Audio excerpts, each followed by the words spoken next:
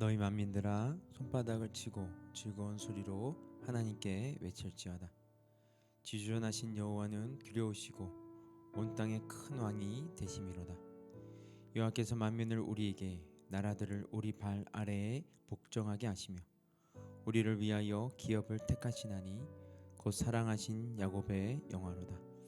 하나님께서 즐거운 함성 중에 올라가시며 여호와께서 나팔 소리 중에 올라가시도다. 찬송하라, 하나님을 찬송하라. 찬송하라, 우리 왕을 찬송하라. 하나님은 온 땅의 왕이심이라. 지혜의 시로 찬송할지어다. 하나님이 무배성을 다스리시며 하나님이 그의 거룩한 보좌에 앉으셨도다. 문 나라의 공화들이 모이며 아브라함의 하나님의 백성이 되도다. 세상의 모든 방패는 하나님의 것이며 그는 높임을 받으시리로다. 시편 47편은 하나님의 왕권 찬양시 혹은 즉위시라고도 불립니다. 왕권 찬양시는 오늘 본문인 47편과 49편, 96편부터 99편에 기록되어 있습니다. 신년절인 1월 1일과 2일 그 예배 때 사용했던 것으로 보입니다. 왕권을 찬양하는 47편이 새로운 한 해를 시작하는 때 사용되었다는 것은 온 나라와 열방을 다스리시는 하나님의 주권을 다시 한번 확인하면서 한 해의 삶을 하나님께 맡기는 고백이 담겨 있다고 볼 수 있습니다. 먼저 1절 보시면요. 너희 만민들아 손바닥을 치고 즐거운 소리로 하나님께 외칠지어다. 하나님을 향하여 손뼉을 치고 기쁨의 환호성을 지르라고 말하고 있습니다. 감정의 분출을 표현하는 박수를 넘어서 왕위에 등극하는 지존자를 향한 경배의 의미를 담고 있는 것이죠. 열왕기하 11장 12절에서는 요아스 왕자가 왕위로 등극하는 장면이 나옵니다. 제사장 여호야다가 왕권을 씌워주고 율법책을 건네고 기름을 부어 왕으로 삼을 때에 온 백성들은 박수치며 왕의 만세를 불렀습니다. 나라를 다스리는 주권자가 거행식을 치를 때 박수를 친다는 표현이 나온 점을 보아 시편 47편 1절에 손바닥을 치는 행동은 단순한 격려와 축하의 차원을 넘어서는 것입니다. 지극히 높으신 이를 경외하는 마음에서 우러나오는 그런 경배의 행위인 것이죠. 다음으로 3절과 4절 말씀 보시면요. 여호와께서 만민을 우리에게 나라들을 우리 발 아래에 복종하게 하시며 우리를 위하여 기업을 택하시나니 곧 사랑하신 야곱의 영화로다. 하나님께서는 이방 민족을 굴복시키시고 영화로운 기업을 자기 백성들에게 허락하셨습니다. 시편 47편은 46편, 48편과 동일하게 아수르의 사네립의 공격으로 말미암아 국가적 위기가 닥쳤던 때를 그 배경으로 하고 있습니다. 밤에 하나님의 사자가 나타나 아수르의 군사 18만 5천 명이 순식간에 몰살당함으로 살아계신 여호와의 능력을 확인했습니다. 아수르에 비교하여 약소국인 이스라엘이 뛰어난 지략과 전투력으로 올린 성과가 아니라 오직 위대한 왕이신 여호와께서 보여주신 기적이었습니다.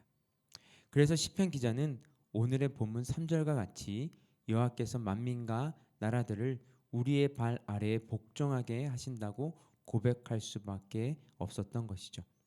그리고 3절에 나오는 동사 복종하게 하시면은 히브리어 원문으로 야드바레입니다. 시제는 미완료형으로 미래 시제를 나타냅니다.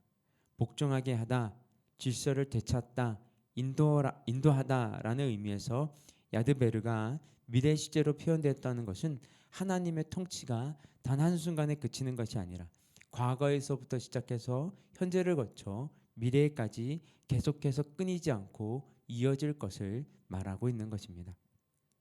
힘이 없고 약소한 자들을 택하시는 하나님, 힘을 겨루기에 턱없어 보이는 강대국의 무릎을 꿇리시며 영화로운 기업을 허락하시는 하나님, 그 통치와 다스림이 앞으로도 계속될 것을 약속하시는 하나님만 의지하고 바라며 찬양하라고 시편 47편 전반부는 촉구하고 있는 것입니다.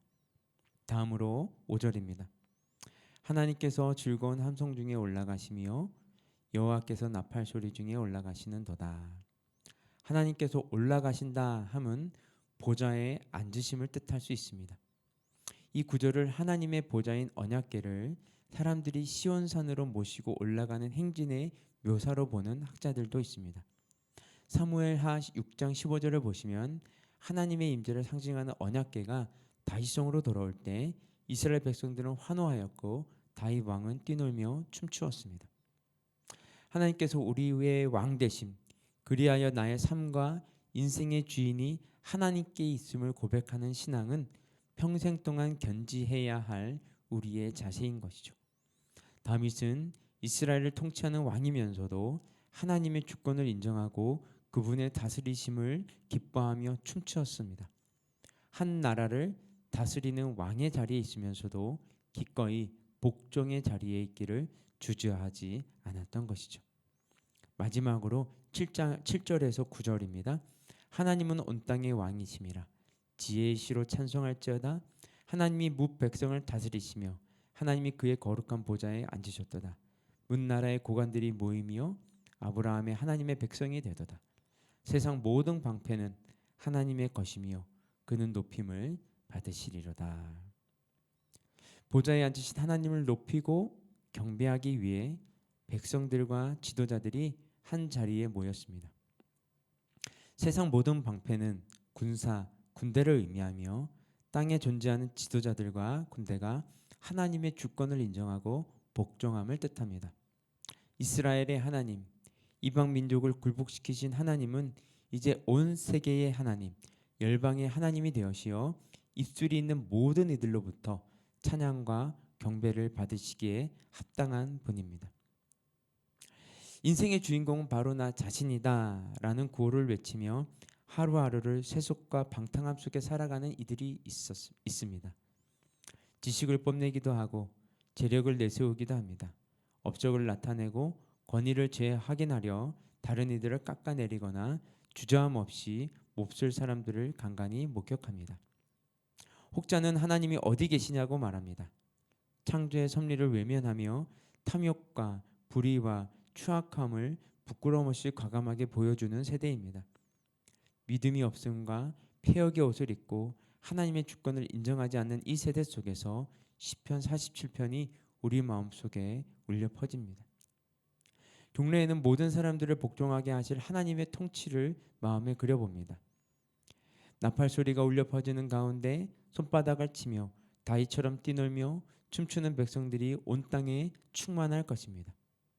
하나님께서 참으로 살아계시며 역사를 주관하시는 지존자이심을 모두가 알게 될 것입니다. 하나님의 주권을 인정하며 나의 시간과 생각과 마음과 소유를 기꺼이 바치는 하루가 되기를 소망합니다. 하나님께서 나의 인생을 다스리심이 더할 나위 없이 기쁨과 즐거움이며 그 통치 속에 살아갈 때에 참 자유와 행복이 있습니다. 왕이신 하나님을 모시는 가정, 하나님의 통치를 받는 일터, 찬양의 소리가 가득 울려 퍼지는 삶의 자리로 나아갈 때 믿음 없고 패역한 세대 속에서 믿음과 순종의 본이 되어 하나님의 나라를 이루어 가리라 믿습니다. 함께 기도하겠습니다.